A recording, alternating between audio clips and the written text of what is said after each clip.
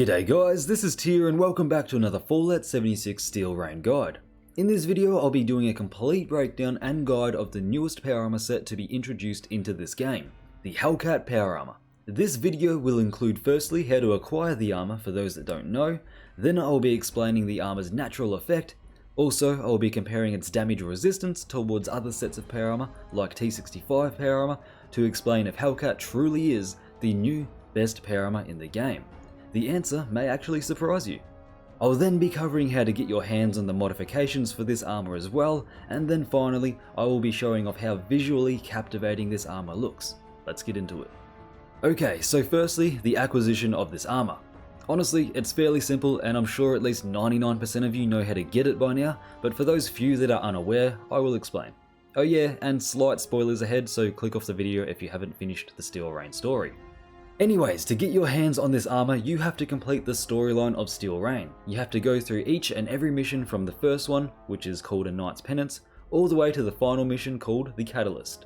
Once you take down Dr. Blackburn and make your choice to either side with Knight Shindig or Paladin Ramen Noodles, there will be a ceremony held back at Fort Atlas, and then you'll be granted the title of Knight Errant of the Brotherhood of Steel. It is at this point in the ceremony that you will complete the Catalyst mission, and either Shin or Romani will gift you a full suit of Hellcat power armor, as well as the plans to craft as much of the armor as you desire, and it's as easy as that.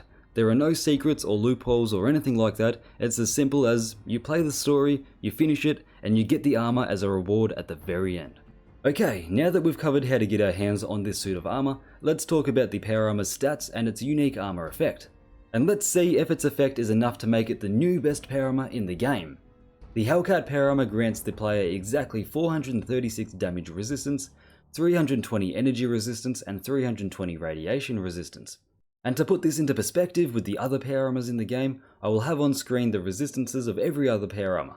I'm not going to list them all out, so pause if you want to read them out for yourself. Anyways, what this means is that in terms of pure damage resistance, Hellcat comes in 4th place, with Ultrasight / Strangleheart in 3rd place, both granting 453 damage resistance, then T51B coming in 2nd place, granting 454 damage resistance, then finally in 1st place, T65 power armor with 565 damage resistance.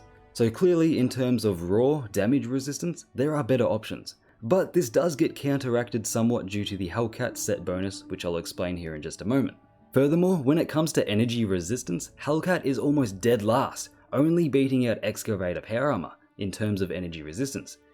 Hell, even Raider power armor and T45 power armor have better energy resistance than Hellcat, which is just absolutely insane.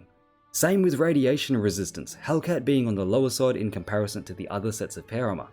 I'll explain what all of this means for Hellcat power armor in a second. But first, let's talk about the set bonus. The Hellcat power armor comes with a unique bonus that reduces incoming ranged ballistic damage by 2% per piece of armor.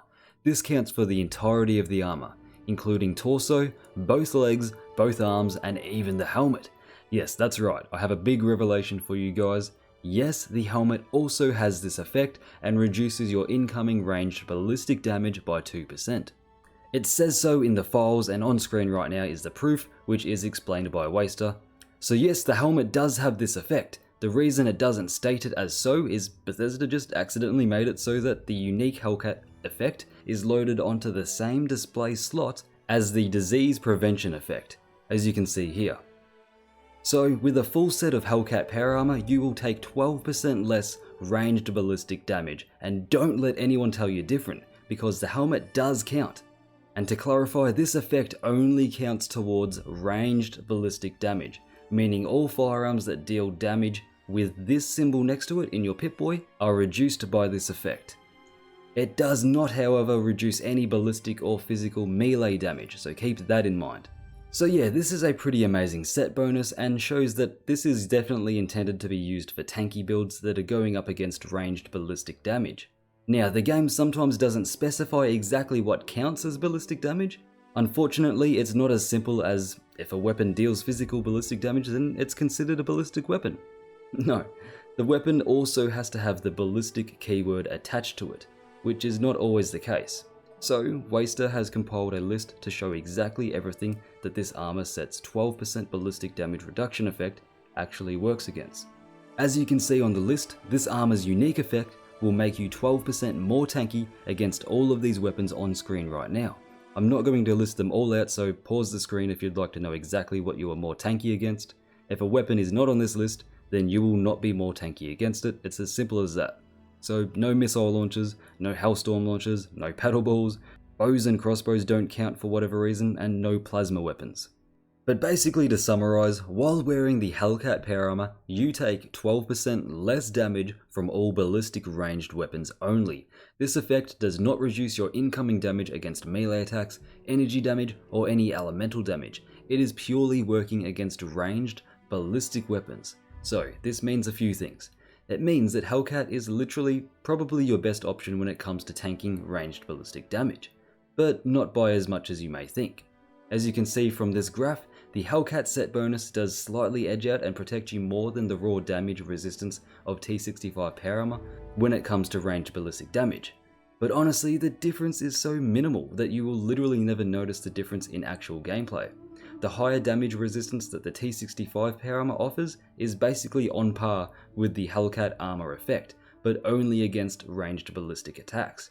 So, when it comes to resisting melee damage or energy damage, the T65 is going to outclass and outmatch Hellcat in those areas by a long shot, unfortunately. So yes, basically, Hellcat power armor is not the best in-slot, most defensive power armor in the game. T65 is still king when it comes to overall defense. However, if you want to get technical, the Hellcat does ever so slightly excel in one area of defense, that being defense against ranged ballistic weapons, as I've already shown with that first graph. But as I already said, it is extremely minimal. Now, it's also important to remember that percentage-based defense is way more potent and effective than straight-up damage resistance. So in certain situations, you will notice that Hellcat power armor will absolutely outshine T65 power armor.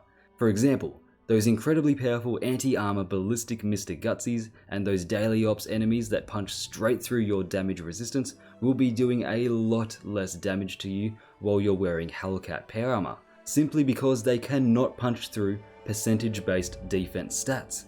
They can only punch through your damage resistance. As you can see on screen, this graph shows that in decryption against Mr. Gutsies, Hellcat will protect you a lot more than T65.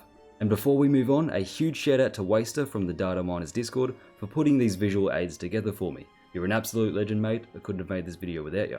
Anyways, on top of this 12% ballistic damage reduction, the Hellcat power armor also comes with the same bonuses of every other suit of power armor. That being a 90% reduction to rad damage, and then a natural 42% damage reduction to all incoming damage, but those two bonuses are nothing special, as that's what every single power armor in the game comes with by default. Now that we've covered the stats and explained where this power armor shines and where its faults lie, it's time to talk about how you can get your hands on its modifications. And this does have one prerequisite that you have to meet. Besides having the power armor itself, obviously, you also need to have progressed the Wastelanders storyline and have gained access to the secret service in Vault 79.